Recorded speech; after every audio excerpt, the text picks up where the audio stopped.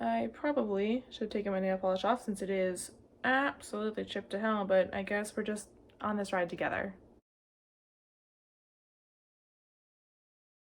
Hi guys, it's Michaela, back again with another video, and this time it's going to be another book review. I feel like I haven't made a video in a very long time, and that's because I've been slightly busier in February than I was in January, so I'm having a little bit of a harder time finding time to read. But also, just the books that I have managed to read so far this month haven't really stood out to me as much as some of the books I read in January, either because they were really good or they're really bad. It's just sort of like lots of more middling books this month. That being said, the book I am going to talk about today, I just finished last night, and it is incredibly good. In fact, I can already tell it's going to be in the running for my top book of 2020. The book is Deeplight by Frances Hardinge, I don't know. You would think I would do this kind of research before I started recording, but no, I don't. From what I gathered when I was putting all of my arcs from YALLFest in release date order, this book has already been released in the UK and was like maybe a year ago, and the upcoming summer 2020 release that is advertised, April 2020 release that is advertised on the ARC copy of the book is the US release. So if you're in the UK, you can already go out and pick this up. I am like 99% sure. And I highly recommend you do, because this book is fucking amazing. Like, it's so good. I couldn't believe it. Like, I was actually reading it and like disbelieving how good it was as I was reading it. Deeplight is a sort of YA Lovecraftian fantasy that takes place in a massive archipelago somewhere in like the middle of an ocean that's not defined or named, about 50 years after the death of the gods.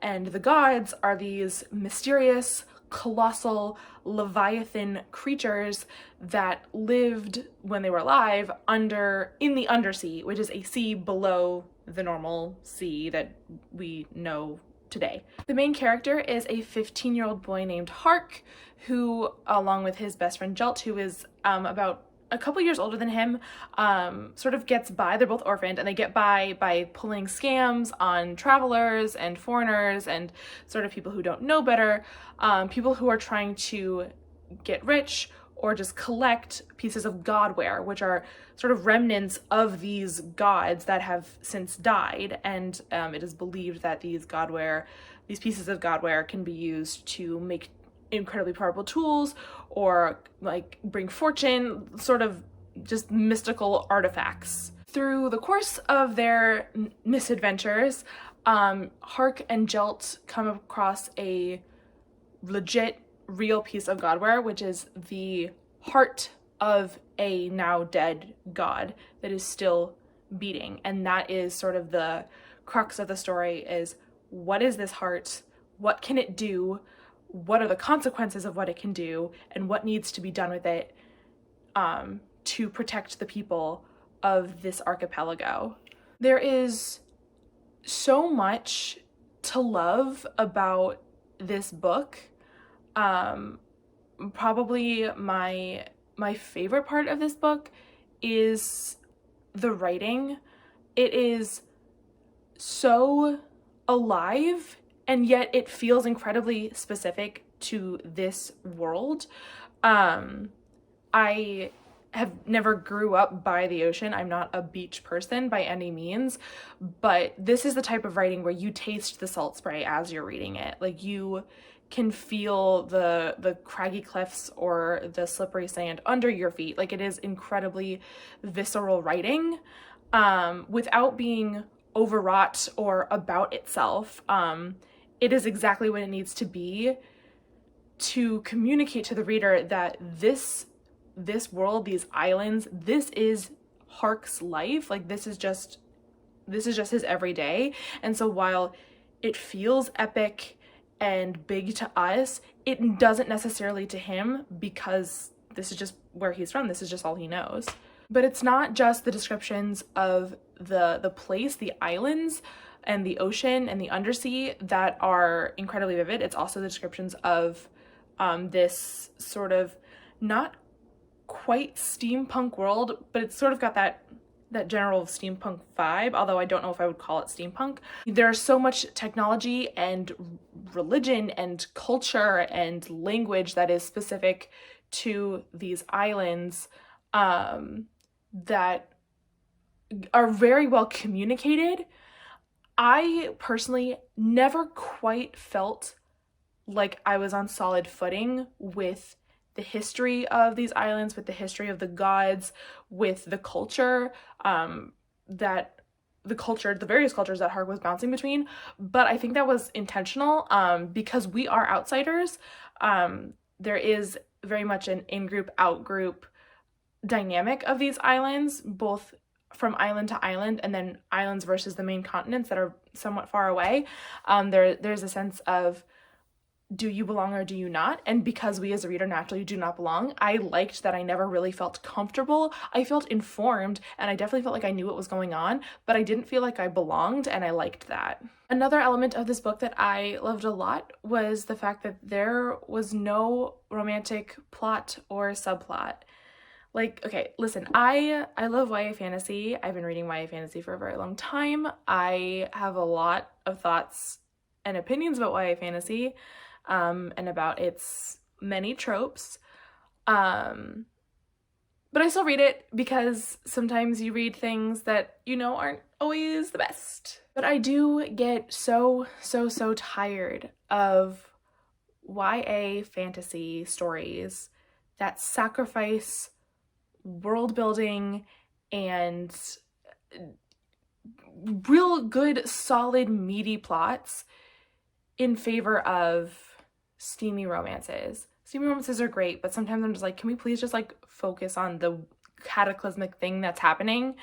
This book focuses on the cataclysmic thing that's happening, and I'm so grateful for it. This does not mean that Hark's relationships don't matter. This does not mean that he doesn't develop new relationships and old ones don't fall apart, and this doesn't mean that he doesn't grow as a person and that the story isn't ultimately about people, because it is, but it just doesn't have to do with romantic bullshit. And it's such a nice change of pace, and it is not missed. Not at one point was I like, oh, but wouldn't it be better if there was someone he was interested in? Because there's bigger shit going on. You know, he still gets to find, there's still new people in his life that he comes to love, people who weren't in his life before.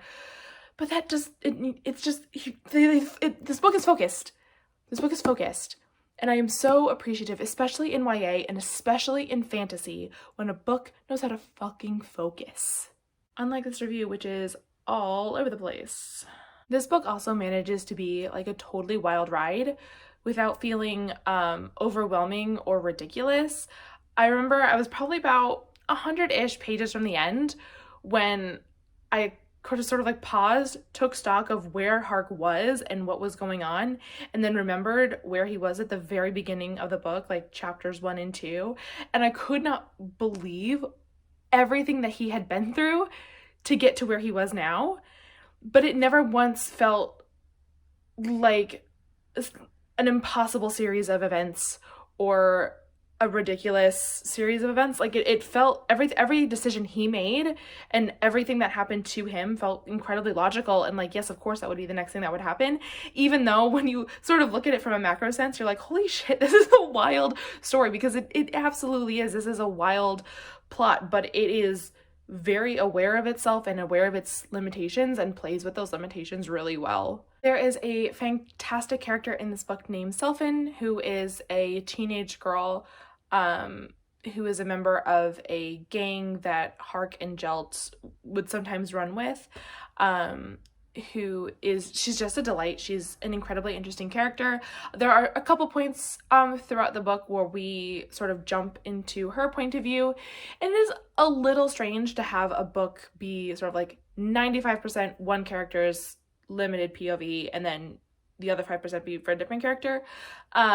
But I didn't like terribly mind it, mostly just because she was so interesting and I liked her a lot. And she is what the people in this world called Seakist, which is basically death as a result of spending so much time underwater. You just lose, they've lost hearing because they have spent so much time under the pressure of water. And it's a cool dynamic because the Seakist are venerated as sort of heroes because they are thought to be more in tune with the ocean and more in tune with the world than people who can hear. And yet they are still somewhat removed from sort of general society because they can't hear and because they communicate primarily by sign, which signs differ from island to island, and not everybody knows signs, so sometimes they have to rely on lip reading, which not every Seekist person can do. It's a very interesting element of the story. It's done with a lot of grace and with a lot of nuance. I'm not a deaf person, and as far as I know, neither is the author. So perhaps a deaf or hard of hearing person might feel otherwise, but I thought that it was cool to have this otherwise disability be a badge of honor and yet still something to struggle with. The Selfin does struggle with how her being Seakist sometimes holds her back and yet sometimes is a tool that she can use to get ahead. That she's really great, and that element of the story I found incredibly fascinating. This is a story that I think would lend itself really well to like a mini series, maybe like 5 to 8 episodes. I think it's a bit too much for one movie, but it could definitely be told over a series of like hour-long episodes. I don't want a sequel for this. I don't even know where one would come from. I would understand why people would want it simply because the writing is so gorgeous and the world building is so gorgeous. I would read like 1,000 more pages of this, but it is so tight and exactly what it needs to be. I can't imagine making any changes in this because it's so good. It is so good. And again, that really comes down to the author's writing. I'm saying the author because I'm like terrified of pronouncing her name wrong, so I'm gonna keep calling her the author. I'm so sorry. But it comes down to her writing.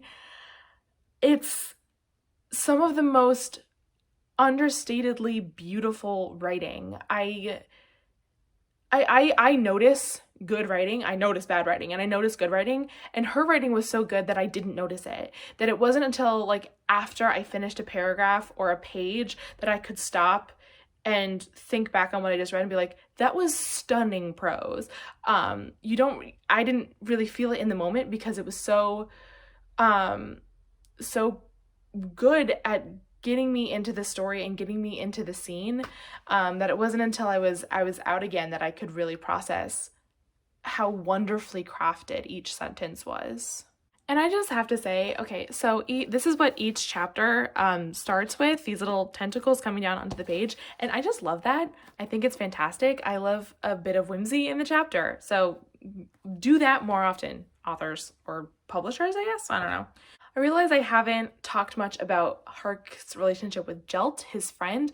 That is the preeminent relationship in the story. It is the focus of most of the story, I would say, or at least most of the relational part of the book is Hark's relationship with Jelt and what a toxic friendship looks like.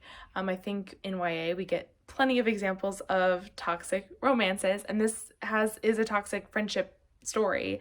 And I think these days it's a lot easier, especially for maybe a younger reader, to in their own lives identify a toxic romantic relationship before recognizing a toxic friendship, because I don't think that's a thing we talk about as much. So this is a good one if you want to have conversations about friendships that aren't healthy, friendships that aren't equal, friendships that aren't mutually beneficial.